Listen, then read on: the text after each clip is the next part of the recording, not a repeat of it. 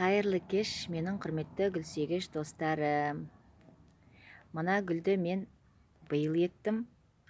Остик деп берді маған. Остик.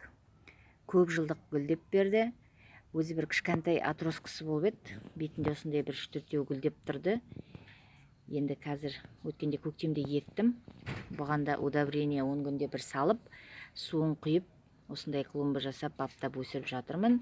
Енді қазір гүлдерін жақсы беріп, бутондарын беріп, керемет жақсы болып, асты қалыңдап, міне қараңыздар, асты қалыңдап, күшті болып өсіп қалды. Обильно, міне көрдіңіздер қалай гүлдеп тұр, әдемі гүлдеп тұр, бутондары бар ашатын. Бұл многолетник остик.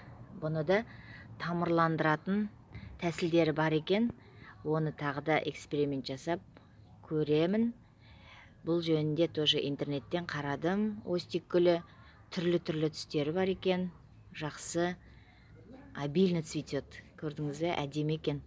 Осы көптен бері осылай гүл беріп тұр. Алғанда 3-4 гүл болды.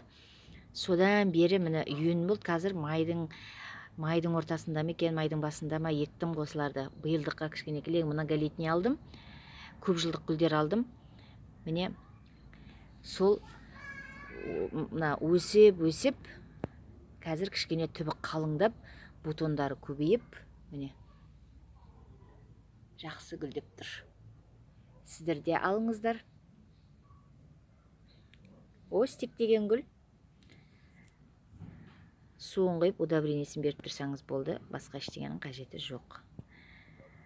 Арам шөбін жұлып, асын қопсытып, гүлдеріңіз өсе берсін, заман тыныш болсын, амандық болсын. Сау, саламатта болыңыздар. Пока-пока.